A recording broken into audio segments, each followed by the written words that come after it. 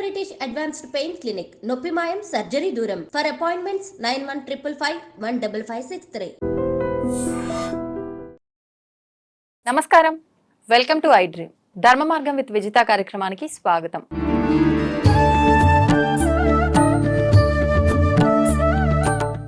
ప్రస్తుతం మనతో పాటు ఉన్నారు శ్రీ స్వామి సిద్ధయోగి గారు. ఇప్పుడు వారితో మాట్లాడి మరిన్ని విషయాలు తెలుసుకుందాం. మనకున్న సందేహాలన్నింటినీ కూడా నివృత్తి చేసుకునే ప్రయత్నం చేద్దాం.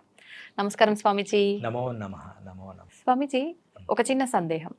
ఇప్పుడు మనం ఎంతమంది దేవుళ్ళని ఆరాధించినా కూడా ఆ ఫలితం మనకు రావాలి అని అంటే ఖచ్చితంగా మనకు ఎవరైతే విద్య నేర్పిన గురువు ఉన్నారో ఆ గురువు అనుగ్రహం కానీ, మన తల్లిదండ్రులు పితృదేవతల అనుగ్రహం కానీ ఉంటేనే మనం దేవుళ్లకు దైవారాధన చేస్తే వచ్చే ఫలితం ఏదైతే ఉందో అది పూర్తిగా వస్తుంది అని చెప్పి పెద్దవాళ్ళు చెప్తూ ఉంటారు.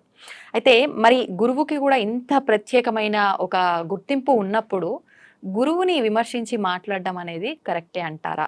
గురువు విషయంలో మనం ఎటువంటి కృతజ్ఞతతో ఉండాలి అన్నది నా సందేహం. సదాశివ సమారంభాం శంకరాచార్య మధ్యమాం అస్మదాచార్య పర్యంతాం వందే గురు పరంపరాం రత్నాకరాం ధౌతపదాం హిమాలయ కిరీటినిం బ్రహ్మరాజ ఋషి రత్నాఢ్యాం వందే భారత మాతరం. గురుర్బ్రహ్మా గురుర్విష్ణు గురుర్దేవో మహేశ్వరః గురుః సాక్షాత్ పరం బ్రహ్మ తస్మై శ్రీ గురవే నమః. గురువుని స్మరించుకొని గురువు గురించి తెలుసుకోవాలి. మొట్టమొదట గురువే సర్వలోకానాం భిషజే భవరోగిణాం నిదయే సర్వవిద్యానాం శ్రీ దక్షిణామూర్తయే నమః. ఆ నిధి అనేది గురువు. అలాంటి గురువు గురించి మనం ఎప్పుడు ఆ గురు స్మరణలో ఉండగలిగితే మనం అనుకున్న విజయాలన్నీ సాధిస్తాం. మా జీవితంలో కూడా అలాంటి గురుస్మరణ వల్లే ఇంత జ్ఞానం లభ్యమైంది. మా గురువులు మమ్మల్ని ఎప్పుడు వాళ్ళకి ఏమి చెప్తే అది ఆచరిస్తూ వాళ్ళని జాగ్రత్తగా కొన్ని మేము కథలు పెద్దలు చెప్పిన విషయాలు వింటాం.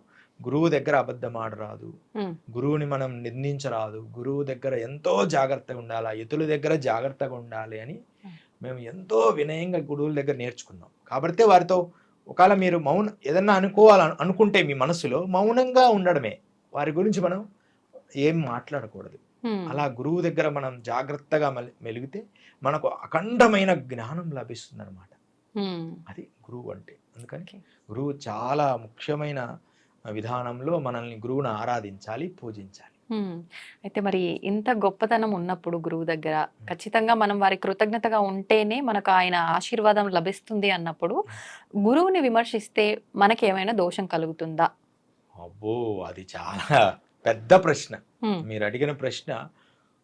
గురునింద అస్సలు గురువులు యతులు సాధువుల నింద అనేది అది పెద్ద దోషం. ఎందుకంటే అది చెప్పరా అని అలివి కాని దోషం ఉంది. పూర్వకాలంలో ఒక చిన్న కథ చెప్తా, మీకు అర్థమవుతుంది గురువు నింద అనేది. చాలా యుగాల క్రితం ద్వైత అద్వైత విశిష్ట అద్వైత సిద్ధాంతాలు ఉండేటప్పుడు నేనే భగవంతుణ్ణి అని చెప్పి ఒక వ్యక్తి అద్వైత స్థితిలో ఉండి ద్వైత స్థితిలో ఉండి నేనే భగవంతుణ్ణి, గురువే భగవంతుడు, పూజలు కర్మకాండలు ఏమీ లేవు, గురువు చెప్పిందే చేయాలని చెప్పి కొన్ని మూఢ విశ్వాసాలు బయలుదేరాయి. దీన్ని నివారించడానికి ఒక మహానుభావుడు జన్మించాడు. వాళ్ళతోనే ఉండేవాడు. ఆయన పేరు కుమారం భట్టు. ఏం పేరు? కుమారం భట్టు. చాలా గొప్ప కథ ఇది. కుమారం భట్టు జీవితాన్ని మనం చూసుకుంటే తెలిసిపోద్ది. కుమారం భట్టు వాళ్ళతోనే ఉండు, వాళ్ళు ఎలా చెప్తున్నారు, వాళ్ళ విధానాలు ఏమిటి, గురువు వీళ్ళ నుంచి మనము నిజంగా భగవంతుడున్నాడని మనం నిరూపించాలి. వీళ్ళు భగవంతుడు లేడు, మేమే భగవంతులము అని అనుకుంటుంటారు. కొంచెం వేషమేసి కొంచెం విభూతి రాసుకుంటే ఇక నేను భగవంతుణ్ణే అని అనుకుంటుంటారు గురువులు. అలాంటి గురువులు ఎప్పుడు గురువులు కారు. గురువు నా భవతి, గురువే కాదు వాడు. అలాంటి ఛాందసుడు ఉండేవారు. వారిని జయించాలి అని చెప్పి ఈ కుమారం భట్టు మరి వాళ్ళతోనే ఉంటేనే కదా ఆ విషయాలు తెలిసేది, ఎందుకంటే వారితోనే ఉండి అవన్నీ తెలుసుకుంటూ వచ్చాయి. ఒక రోజు అనుకోకుండా గురువులు ఇతన్ని గమనించారు.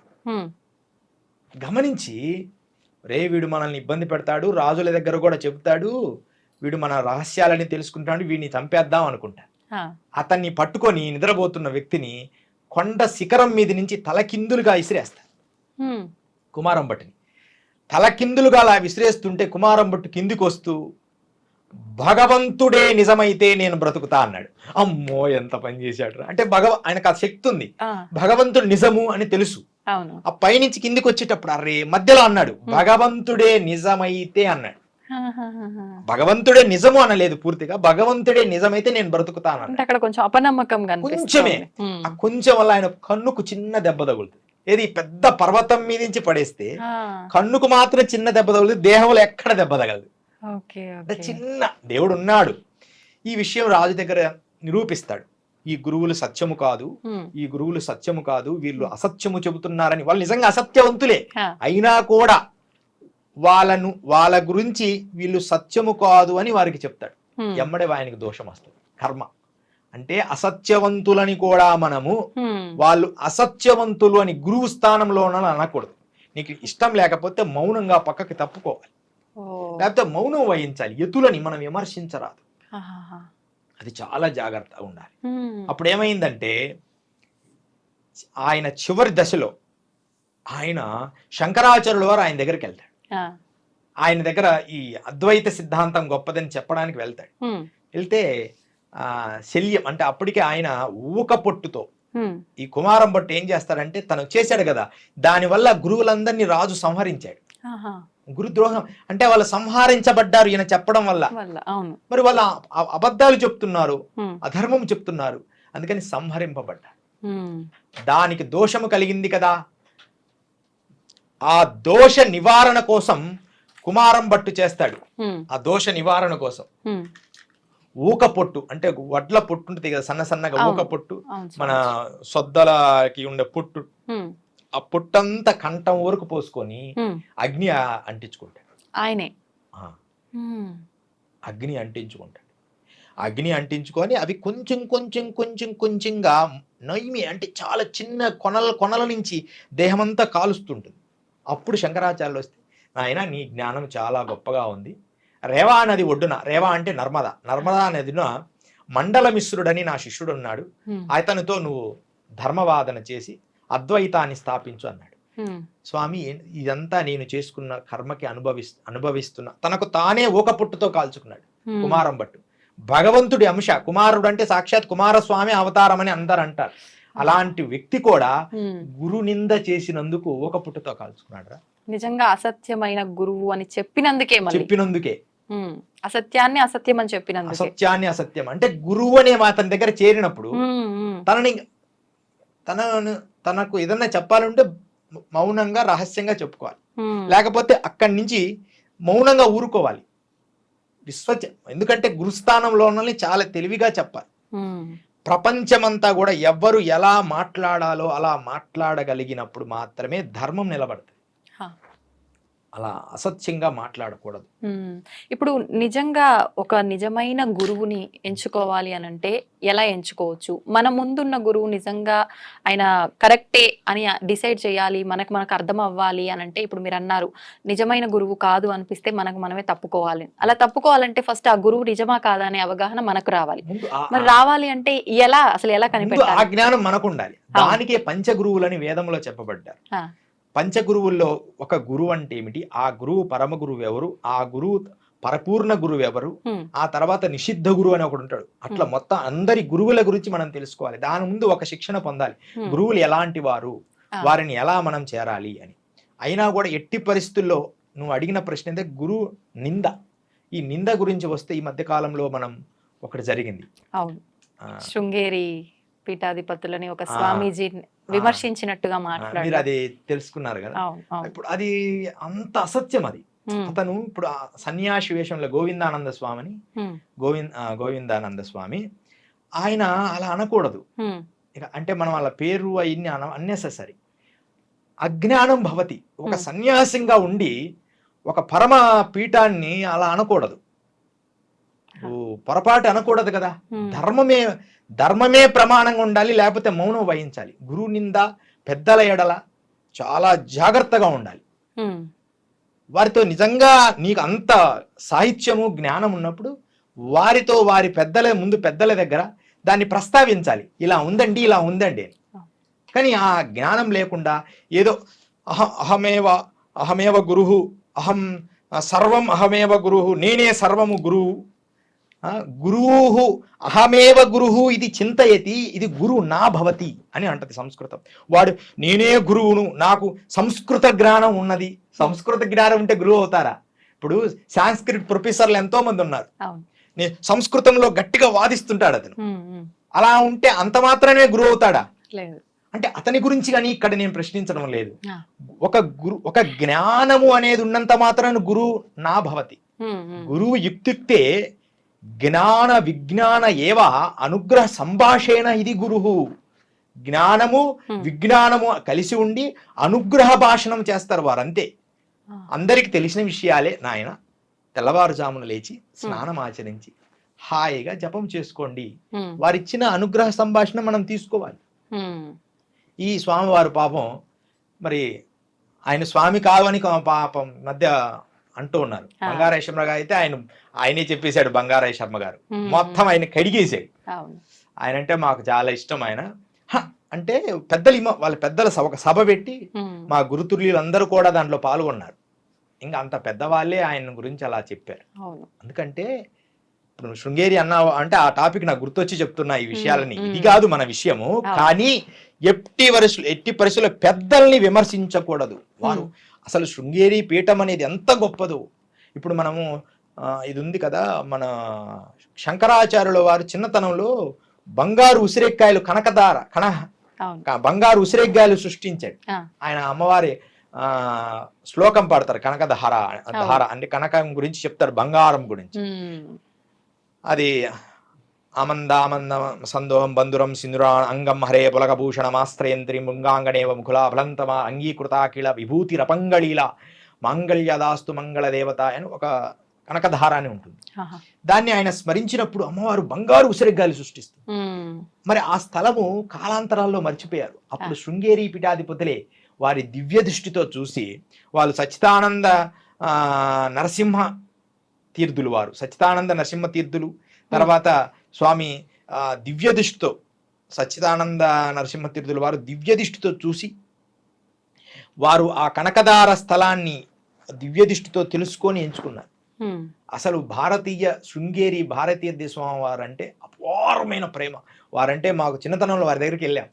స్వామివారు అనుకోకుండా ఒక ముత్యాల మాల పక్కన ఉంది, నాకు వేశారు. భక్తులు ఇస్తారు ఆయన స్వామివారి దండ. ఒకరోజు ఆయన పండిస్తూ ఆయన దగ్గర మనం ప్రేమను అందించాలి. గురువు పెద్దవాళ్ళు అంటే నేను ఆయన స్వామివారి దగ్గరికి వెళ్ళి, స్వామి ఈశ్వరుని ఆరాధనతో నేను జీవించే జీవితాన్ని ప్రసాదించు స్వామి అని అడిగాను. అరే ఎంత అద్భుతం అదేమని చెప్పి అక్షంతులు తీసుకొని అలా నెత్తిన ఇలా అన్నారు. ఎంత ప్రేమో గురువుల దగ్గర. అది మనం తెలుసుకోవాలి. కానీ విమర్శ అనేది జ్ఞానమేనా? కాదు. ఇంకోటి, అపార జ్ఞానవంతుడు విమర్శించడు, వాడు గంభీరంగా ఉంటాడు. ఏనుగు ఎలా ఉంటుంది? గంభీరంగా ఉంటుంది. కుక్కలు అంటాయి, ఈ మధ్య మనం చూస్తున్నాం, కుక్కలు అంటాయి, పిల్లులు అంటాయి, చీమలు అంటాయి. అదేంది అలా టీవీగా నడుస్తుంది? మన స్థలంలోకి అది ఎందుకు వచ్చింది? ఎన్ని ఈర్ష్య, ద్వేష, అసూయల నుంచి ఉన్నది. ఇంకోటి, సన్యాసులకి ప్రత్యేక కర్మలు కూడా ఉన్నాయి. వాళ్ళకి అసలు ఎంత విషయాలంటే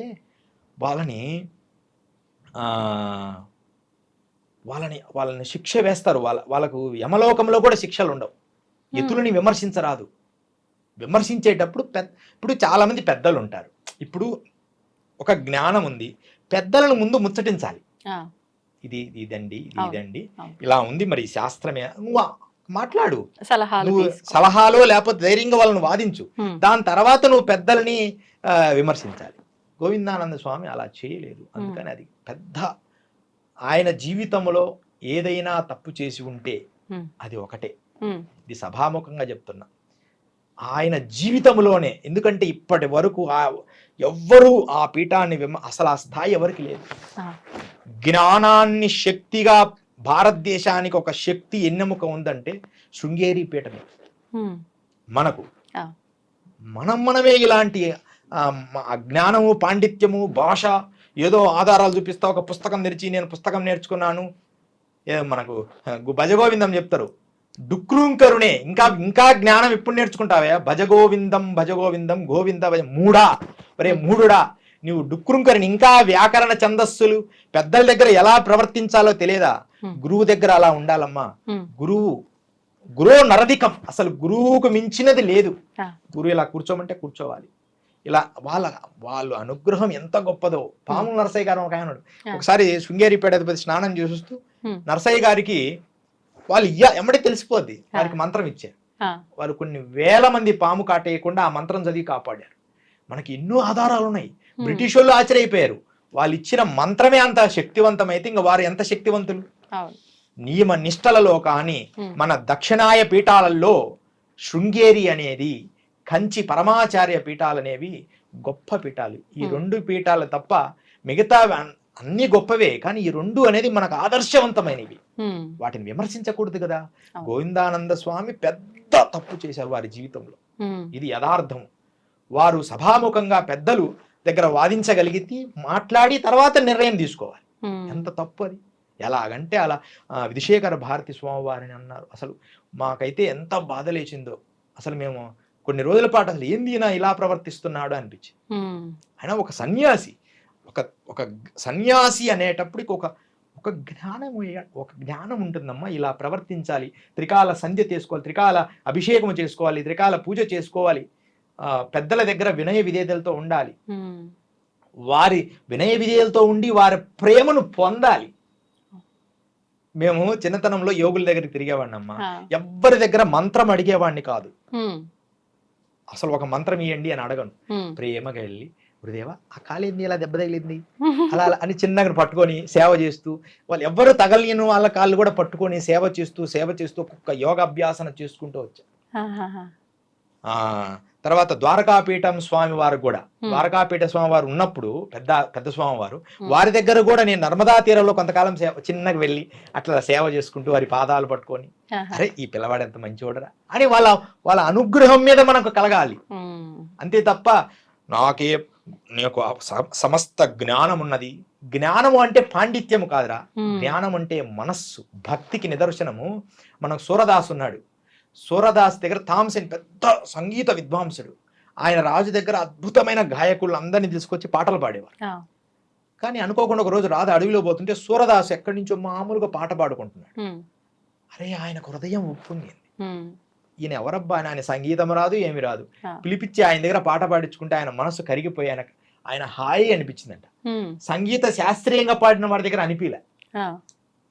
భక్తి, ఏ ధనమును ఆశించని భక్తి, అలా గురువు దగ్గర ఏ ఫలితం ఆశించని భక్తి, అలా ఉండాల్సింది. పోగా ఇలాంటి విమర్శల వల్ల ఏమి లాభం?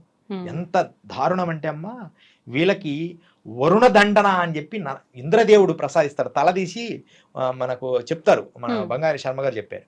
వరుణ దండన అని ఒకటి ఉందట. వాడిని తలదీసి ఎడారిలో ఎక్కడో ఒక చెట్టుకు వేసేస్తాడంట ముళ్ళుతో కుచ్చి.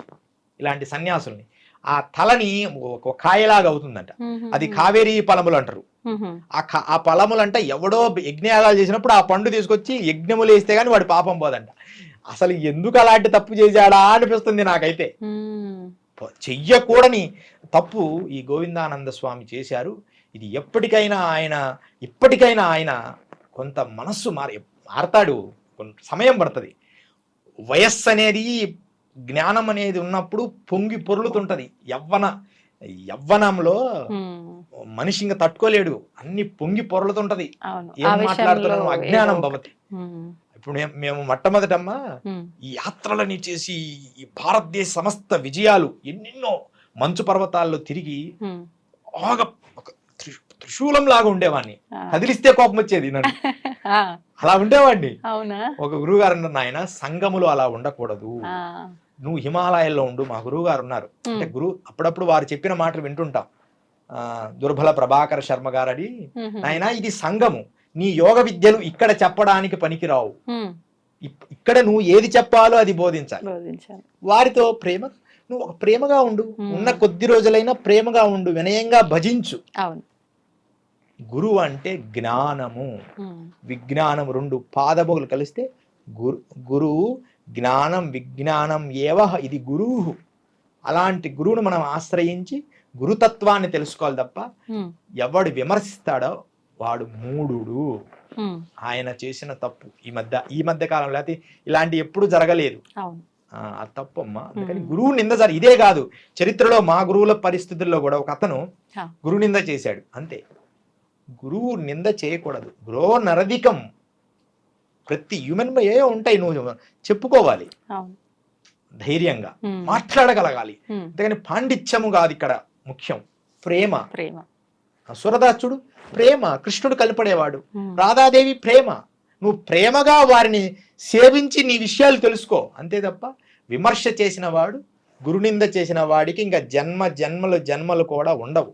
Hmm. వాడు బ్రహ్మరాక్షసుడు కావడానికి కూడా పర్మిషన్ లేదట, కనీసం బ్రహ్మరాక్షస అవతారం ఎత్తడానికి కూడా అనుమతి లేదు. Hmm. వాడికి ఎక్కడో దిశపై ఎడారిలో నీళ్లు దొరకని ప్లేసులో, నీళ్లే దొరకని ప్లేసులో వేస్తారట. అంటే మనం కొన్ని పురాణాల్లో వింటూ ఉంటాం, చాలా మందికి చాలా సందర్భాల్లో కొంతమంది యోగులు చెట్టు కింద కూర్చొని అడవి ప్రాంతంలో వాళ్ళ శిష్యులకు బోధన చేసేటప్పుడు విముక్తి కలిగింది అని చెప్పి అలా ఎన్నో వేల సంవత్సరాలకు వాళ్ళకు అలా విముక్తి కలుగుతుందేమో. అయితే నేను ఒక రహస్యం చెప్పొచ్చమ్మా. మా గురువు ఆధ్వర్యంలో ఒక సంఘటన జరిగిందమ్మా. ఒక ప్రేతానికి, అది ఎన్నో సంవత్సరాలుగా, ఇది హిమాలయాల్లో ఒక రహస్య స్థలంలో జరిగింది.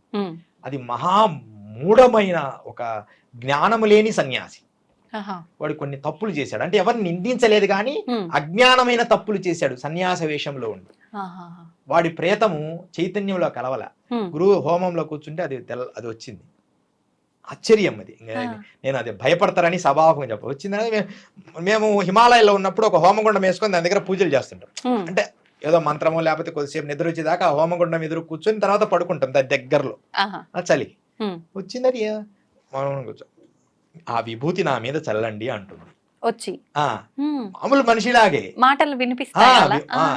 అంటే గురువు గారు ధైర్యంగా తీసుకుని విభూతి, అప్పుడు మీ దయ వల్ల నాకు విముక్తి కలిగింది స్వామి అని చెప్పి అది తీసిపోయి ఎమ్మడే పోయి నీళ్ళల్లో భగీరథలో దూకింది, నదిలో దూకేసింది. ఇలాంటివన్నీ మరలా ఈ కాంట్రవర్సీ ఇది మామూలు కాదు. సోషల్ మీడియా ఏదో చెప్పుకుంటా. ఇప్పుడు అది యథార్థంగా మేము చూసిన వాళ్ళు ఉంటాం కదా, మాతో ప్రయాణించినప్పుడు ఎన్నో, రేపు కుంభమేళా జరుగుతుంది, మాతో పయనించి ఎన్నో అద్భుతాలు చూడొచ్చు. ఒక్కరోజు మీరు కావాల్సి చూడాలంటే కనపడవు. అంటే ఇప్పుడు మీతో పాటు ట్రావెల్ చేసే సమయంలో మాకు అలాంటివి కనిపించే అవకాశం ఉంటుందా? కనిపిస్తాయని రూల్ లేదు, ఎప్పుడో కనిపిస్తాయి. ఒక 6 నెలలు నాతో ట్రావెల్ చేస్తే ఎప్పుడో ఒకసారి అనుకోకుండా. ఇప్పుడు మీరంటే అన్ని విద్యలు నేర్చుకున్నారు, మీ దగ్గర కొన్ని శక్తులు ఉన్నాయి ఆ మంత్రానికి సంబంధించి, కానీ మేము సామాన్యులం, మాకు అలాంటివి ఏం లేవు కదా. వస్తారు కాబట్టి మేము రూఢీ చేస్తుంటాం.